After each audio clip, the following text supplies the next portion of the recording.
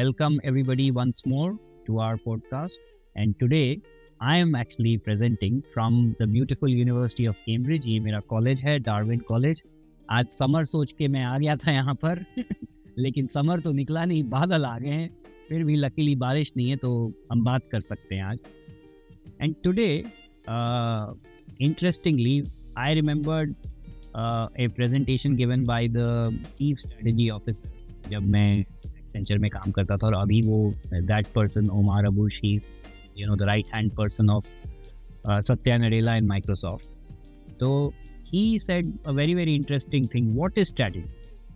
और उसने एक लाइन में कहा कि putting money where your mouth is strategy. So I want to understand from Nimesh, what do you think strategy is? Do you agree with Omar? Do you disagree with him? Or do you want to add more color to it? I think to a great extent, I do agree. Putting money where my mouth is right. But at the same time, putting money is more of a planning exercise than a strategy. So, but depends how you look at the whole and क्या framework use कर रहे हो. So, मेरे हिसाब से मुझे ना एक पुराने कलीग की याद आती है. उससे एक बार किसी ने पूछा स्ट्रैटेजी क्या है. कहता है कुछ भी बातें बोल लो, स्ट्रैटेजी केवल 3 चीज़ करती है: रेवेन्यू बढ़वाना, कैसे कॉस्ट रिड्यूस हो और कैसे एम्प्लॉय और कस्टमर एंगेजमेंट बढ़े. उसकी कहानी सारी रहती है. And to some extent I again agree with him, क्योंकि उसने लेट्स से बाबू भैया आज पूछें तो बाबू भैया को समझाने के लिए ये शायद सबसे सिंपल तरीका है. ठीक है, तो the way to define or rather think about strategy is it's like connected choice, right? You identify your playing field and then you try to be best team in that playing field. और जो कोई भी आपके corporate goals हैं, जो आपके shareholders के सामने आपने रखे थे, वो आप achieve कर पाओ. इसको सोचो एक hypothesis के तरीके से, जैसे जो कि काफ़ी logical हो, coherent हो और उसके एग्जीक्यूशन के लिए उसमें से इजीली आप एक्शंस निकाल सको. मतलब वो एक टाइप से डूएबल भी होनी चाहिए. देवा रे देवा बाबू भैया बन के अगर मैं पूछूं कि भाई हाइपोथेसिस एक्शन ये वो, तो थोड़ा सा भाई मुझे बाबू भैया के टर्म्स में समझाइए, क्योंकि बड़े लोग तो बड़ी बड़ी बातें, उमार अबू के लोग क्या बोल रहे हैं, मनी वेयर माउथ इज, मुंह में तो मैं बस मिठाई खाता हूँ पैसा ठूसेगा तो मैं लेगा. अभी बाबू भैया के पास लेट्स से बहुत सारे पैसे, बाबू भैया चाहते हैं उस पैसे से और पैसा बनाना. तो बाबू भैया क्या करते हैं, सोचते हैं चलो आजकल आईपीएल चल रहा है, कुछ हम भी स्पोर्ट्स में करें. तो भाई कौन से स्पोर्ट्स में करोगे? क्या कबड्डी में करोगे, या अमेरिकन फुटबॉल में करोगे, या क्रिकेट में करोगे, और कहाँ पे करोगे? या बॉलीवुड की पिक्चर बनाओगे एक और हीरा की, ये भी कर सकते हो.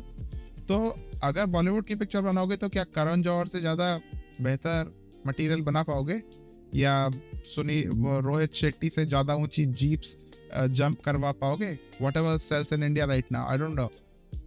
तो identifying the field, your playing field, and be good at it. And once you identify it, उसमें आपके पास ये भी ऑप्शन होना चाहिए फिर कि अब आप इसको एग्जीक्यूट कैसे करोगे. कि अगर मैं मूवी बनाने जा रहा हूँ तो मैं फाइनेंसर्स ढूंढूंगा, मैं एक्टर्स ढूंढूंगा, मैं उन एजेंट्स को ढूंढूंगा जो एक्टर्स को पकड़ के ला सकें, स्टोरी वालों को पकड़ूंगा, सो एंड सो फोर्थ, जो कुछ भी प्रोसेस रहता है मूवी बनाने का. तो इसके लिए लगती है प्लानिंग. मगर the choice that you made कि मैं मूवी बनाने जा रहा हूँ, that is what strategy is. और उस मूवी में how will I make the best movie or set of movies which will make me on top of the game, या जो भी मेरी corporate goals हैं.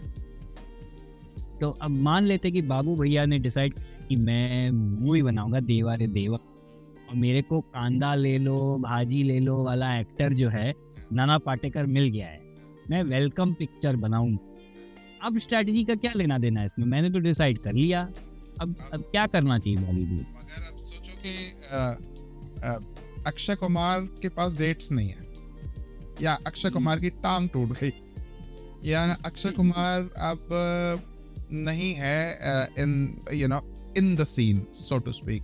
आजकल टाइगर श्रॉफ चल रहा है लेट्स से, तो क्या तुम चेंज करोगे? क्या तुम बेसिकली यही देखोगे कि may be it's not Akshay Kumar, may be it's a genre of that kind of movies जो अक्षय कुमार करता था, and that is a living hypothesis. मतलब हाइपोथेसिस आपने सोचा मैं ये करूंगा, मगर जब आप करने जा रहे हो आप देख रहे हो the reality unfolding right in front of you. How do you keep changing? Maybe हम मूवी बनाए ही नहीं, या मे बी हम मूवी को डिफरेंट टाइप से करना है, एक्टर्स चेंज करना है, and those are the choices that you keep playing with. अब मान लो कि बाबू भैया यहाँ आ गए, कैम्ब्रिज आ गए, और उनको बड़ा अच्छा लग रहा है यहाँ पर बेसिकली। हमारा तो मन कर रहा है कि हम यहीं सेटल कर जाएं, अब इसी में एकदम नदी किनारे बस अपना पंटिंग करते रहें।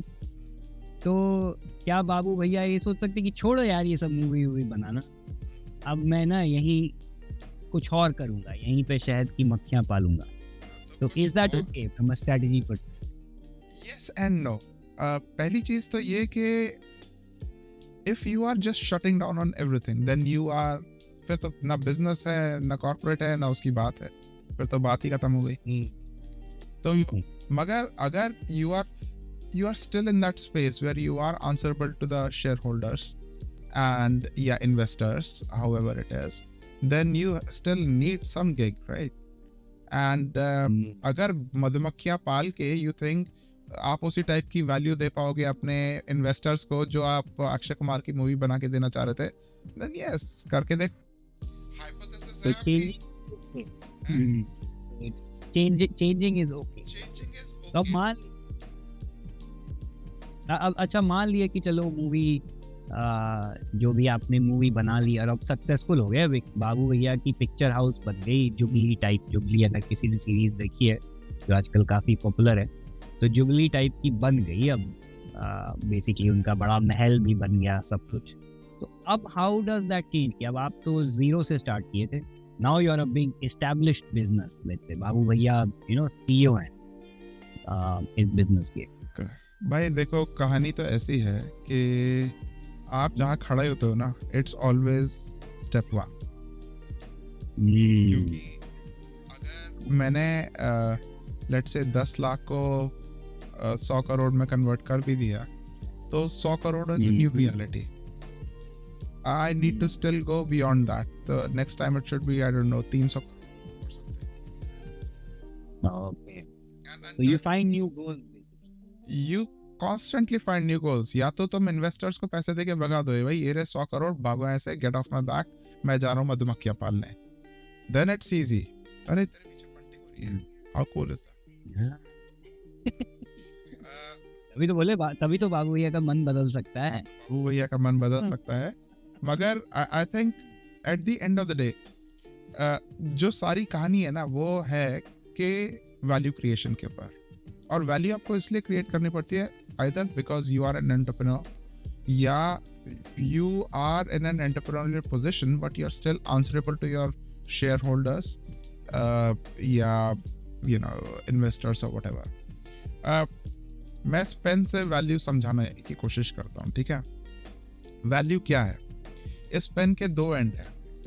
एक है willingness to buy, let's call it the customer end, right? आपको नहीं पता कस्टमर कितना पैसा पे करना चाहता है आपकी मूवी की टिकट खरीदने के लिए। Now you make a hypothesis कि अगर हम लोग मूवी की टिकट, एक्चुअली थोड़ा सा स्ट्रेंज एग्जांपल रहेगा because producers don't get to decide movie की टिकट का क्या प्राइस होना चाहिए। लेट्स से आप एक ओटीटी प्लेटफॉर्म, डिस्ट्रीब्यूटर को बेचने के लिए, चलो, क्योंकि डिस्ट्रीब्यूटर क्या खरीदे, ठीक है? डिस्ट्रीब्यूटर्स कितना पैसा पे करना चाहेंगे? हम सोचते हैं हमने अक्षय कुमार को लिया है, देयरफॉर अक्षय कुमार एक बहुत एस्टैब्लिश्ड एक्टर है, देयरफॉर हम let's say per unit, I don't no, 50 pound per unit whatever distribution की मदन कुमार ठीक है। अब मैंने देखी नहीं है यार Jubilee, I know you have been saying कि मत देखो मूवी को, मैं अभी तक देख नहीं पाया हूं, बट मदन कुमार नाम क्यों माल लेना चाहता है? तो चलो, मदन कुमार की मूवी है और इसलिए लोग per unit whatever 50 pound equivalent उसका दे सकते हैं। नाउ अगर मैं इसको बेच देता हूँ 50 पाउंड, तो मुझे पता है कि I will achieve my revenue goals, right. अगर मैं इसको लेट से 45 की बेच देता हूँ, बिकॉज इसी टाइम पे सलमान खान की भी एक पिक्चर आ रही है और मदन कुमार को लग रहा है कि यार कंपटीशन बढ़ सकता है, अब मदन कुमार की फिल्म के लिए डिस्ट्रीब्यूटर फिर भी 50 देने को तैयार थे, आपने 45 में बेच दिया। You have created a delight for those customers which will be a retaining factor for customers, और ये बहुत ज़रूरी भी होता है because you know you want repeat business। तो like you said कि इस बार तो 100 करोड़ आ गया, अगली बार क्या आएगा, अगली बार भाई बाबू भैया ने इतनी अच्छी पिक्चर बनाई है, लोग फिर आएंगे देखने, राइट। और जुबली की कहानी बनती जा रही है, तूने बिना देखे बताया जा रहा है, बट ठीक है। क्या पता किसी दिन पता चले मैं नहीं लिखी थी वो।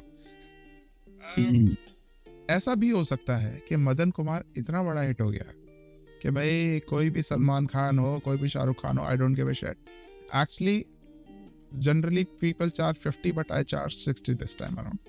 बहुत बड़े बजट की पिक्चर है और 6 साल से ब्रह्मा स्टाइल, यू नो, पिछले इतने सालों से बना रहे हैं, यू गोटा पे for that, now you have created extra value. तो जहां तक 50 का वैल्यू ले रहे थे, now you can ask for more, that's how you increase the value. तो वो जो मेरे पुराने कलीग ने बोलता ना, वैल्यू वो रेवेन्यू कैसे बढ़ाओ, दैट्स हाउ। कि जब मदन कुमार की पहली पिक्चर हिट हुई तो फिर अगली के लिए वो खूब पैसा मांगने लगा स्टूडियो वाला, लेकिन उसके बाद जो हुआ, जो तू बताने वाला है, बहुत अमेजिंगली यही होने वाला है, क्योंकि तूने देख लिया है। मैंने देखी है, but let's keep unfolding, let's see कहां पहुंचते हैं वैसे। Come to the other end of the spectrum now. तो हम दूसरे स्पेक्ट्रम पे आते हैं, ठीक है। हमने कस्टमर का स्पेक्ट्रम तो देख लिया, अब हम देखते हैं कि मदन कुमार के पर अब मदन कुमार क्या करेगा, मदन कुमार कितना पैसा मांगेगा इस पिक्चर के लिए। This is called the willing to sell spectrum end. Willing to sell का मतलब ये है मदन कुमार अपना टाइम क्यों डाल रहा है। तुम जिस फाइनेंसर का पैसा लेके इसमें डाल रहे हो मूवी में, वो पैसा क्यों डाल रहा है, उसकी कितनी प्रोपेंसिटी है कि वो करे इस काम को। तो मदन कुमार बोलता भाई हमको तो हम तो लेंगे आई डोंट नो 1 मिलियन पाउंड्स। अब 1 मिलियन पाउंड्स, अब आपने यहाँ पे हिसाब लगाया कि आप तकरीबन आई डोंट नो 5 मिलियन का कुछ रेवेन्यू टारगेट कर रखा था, 1 मिलियन तो यही ले गया, आपका तो ऑलरेडी 4 मिलियन की वैल्यू रह गई, जो आपके शेयर होल्डर्स को, आपके इन्वेस्टर्स को रिच बनाएगी। उसके ऊपर से स्टूडियो वाले आ जाते हैं, बोलते हैं हम भी पैसा लेंगे, एंसेलरी एक्टर्स, सर्विसेज, खाना पीना, catering, whatever goes into that. आते आते अब क्या है कि इधर से तो आप कम कर रहे हो, बढ़ा रहे हो, जो कुछ भी हो रहा है यहाँ से केवल बढ़ता जा रहा है। तो मदन कुमार पैसे अगर अगली मूवी में और ज्यादा मांगेगा, देन क्या मेरे लिए इवन फीजिबल है कि मैं मदन कुमार को रखूंगा इस मूवी में। और अगर मैं मदन कुमार को ही नहीं रखा तो क्या मेरी मूवी चलेगी। बिल्कुल, तूने जुबली की कहानी बता दी भाई, ऑलमोस्ट उसका प्रेमाइस बता दिया। इसमें ये है कि मदन कुमार, क्योंकि जो स्टूडियो का जो मालिक है उसको ये एंटिसिपेटेड है पहले से ही कि ये सब होगा, तो इसको नया चेहरा लाना चाहता है कि उसको पहले से ही डील साइन कर लेगा उस नए चेहरे के साथ कि सुन तू सारी पिक्चरें मेरे लिए ही बनाएगा, तो मेरे अंडर है, सो दैट इसकी जो you said no cost to sell, जो भी वैल्यू टू सेल, वो ना बढ़े। और फिर जब ये हिट हो जाएगा, उसने ये रिस्क लिया कि जब पिक्चर हिट हो जाएगी तो सारे डिस्ट्रीब्यूटर और पैसा देंगे, और मैं तो क्योंकि पॉपुलर हूँ ही, क्योंकि सब लोग वेट करते हैं मेरे स्टूडियो की पिक्चर के लिए, तो इसलिए इसको देखेंगे, ऑल्दो ये नया, इससे वो हिट हो जाता है। लेकिन फिर कहानी में ऑब्वियसली यही ट्विस्ट आता है कि मदन कुमार कहता है कि भाई कि ना, मैं तो दूसरी जगह भी बना सकता हूँ ना, तो वो भी लेवरेज आने के लिए। तो ये इसीलिए स्ट्रैटेजी का गेम तेरे पेन के आगे पीछे घूमता रहता है। एग्जैक्टली। तो आप मदन कुमार को कन्विंस करने का या तो ये तरीका हो सकता है कि भाई क्योंकि मेरा प्रोडक्शन है, इतना बड़ा प्रोडक्शन है, इतना साल चलेगा, नेक्स्ट लेवल क्वालिटी रहेगी एंड ऑल दैट, कि मदन कुमार को लेके मैं नेक्स्ट टाइम ज्यादा पैसा कमा सकता हूँ। बिल्कुल, तो बहुत मॉडल हैं, और उस पे तो हमें अनदर हाँ एग्जैक्टली। राज कपूर किया करते थे, उनके खुद के स्टूडियोज हुआ करते थे, तो वो प्रोड्यूसर्स को सब्सिडाइज भी कर देते थे कई बार कि आओ और हमारे यहाँ से ही कर लो और फिर हमारी को कुछ राइट्स दे देना, so and so fourth. So the kind of deal that you can make so that आपका मार्जिन मैक्सिमाइज हो सके, ये है वैल्यू की स्ट्रैटेजी। ऑसम। तो भाई मैं एक बात पूछूंगा, sorry to cut you there, but on business की तरफ से तो बता दिया। मेरे हिसाब से हम टेक लोग ना अपने जीवन में ज़्यादातर बाबू भैया तो नहीं हैं, लेकिन ज़्यादातर लोग ना मदन कुमार टाइप के हैं जो कहीं शुरू से शुरू करते हैं। तो उनकी क्या स्ट्रैटेजी होनी चाहिए, और ये जो बताया पेन वाली बात, ये जानना कितना इम्पोर्टेंट है। मदन कुमार टाइप के जो टेक लोग हैं जो अपना कुछ they who have some skill set जिसके बेसिस पे दे आर मूविंग है, so what should be the personal strategy and is it applicable to people? I think yes. मुझे एक एग्जांपल याद आता है, मैं मेरी बच्चे को सब्सट्रैक्शन सिखा रहा था and she could naturally do it. मैंने कहा बट तूने किया क्या, वो समझ में नहीं आ रहा था कि मैंने किया, how did I come about this? So knowing maths आपकी कुछ इंस्टिंक्टिव चीजें होती हैं उनको ज्यादा फॉर्मलाइज कर देता है। आई थिंक स्ट्रैटेजी के बारे में जानना इज ऐसा नहीं है कि आज से पहले आप कुछ स्ट्रैटेजाइज कर ही नहीं रहे थे, but understanding what is it that you are doing and how to go about it is what takes you to the next level. तो हम सबके जीवन में हम चॉइसेस करते हैं, राइट? कि चलो हम मैथ्स लेंगे 12th में, फिर you sit in for engineering or technical courses, you go there and then if you are very lucky, जो कि I don't know बहुत टाइम में होता ही रहता है कि कंपनियां ज़्यादा हैं and you have multiple options, then you can even choose कि नहीं भाई मैं तो systems की कंपनी में ही जाऊंगा या नहीं जाऊंगा या whatever. You have been making choices all along, right? मेरा एक दोस्त था, वो कहीं SAP करने चला गया and he just loathed that, उसको बिल्कुल मजा नहीं आता था, बट फिर उसने माइक्रोसॉफ्ट केडेंस कहीं तो कुछ तो C++ का काम मिल गया, he was very happy, वो आज तक उसी टाइप का काम कर रहा है। So you make choices, you realize choices were not right, then you further streamline your choices so that you get where you want to be. But the key thing to understand is understand the value. अगर तुमको तुम्हारी value समझ में आ रही है ना कि मेरे को आज क्या करना है, मेरे को एक पर्सनल ब्रांड बनाना है, मेरे को पैसे कमाने हैं, मेरे को नई टेक्नोलॉजी सीखनी है, मेरे को कॉर्पोरेट लैडर चढ़नी है, नो कि let's imagine yourself to be your own investor. तो बोल रहा भाई मेरे को तो ये तू बीच में क्या करेगा मेरे को वो मत बता, मुझे तो तू अगले 3 साल में डायरेक्टर बन के दिखा। अब वो डायरेक्टर बनने के लिए the choices that you will make is your strategy, और हर स्ट्रैटेजिक स्टेप का you will do your detail planning कि अब मैं इसके लिए सर्टिफिकेशन कर लेता हूँ, मैं फलानी जगह पॉलिटिक्स मचा देता हूँ या whatever kind of works for you. तो मुझे लगता है yes, it can be useful just to kind of put some structure in your thinking, but I guess all of us have been doing it all along, knowingly or unknowingly. Madan Kumar की तरह मत करना कि गाड़ी के नीचे छोड़ देना किसी को। मदन कुमार लेकिन बड़ी अंडर द बस। मुझे लग रहा है बाबू भैया का अगला दोस्त ना मदन कुमार ही रखना पड़ेगा हमको। एक बहुत शाना है और एक को कुछ समझ ही नहीं आता। So interesting, very very interesting and lovely to discuss this topic, especially from this nice place. I wish यार मेरा बैकग्राउंड भी तेरी तरह एकदम हरियाली में होता, it would have been so much nicer. But hopefully यहाँ पे creative juices flow करते हैं ना। I guess next time I should be there at Cambridge, जो कि I used to be a regular there, but for some reason or the other आजकल हो नहीं पा रहा है, but let's aim to do one of the episodes face to face. That would be nice.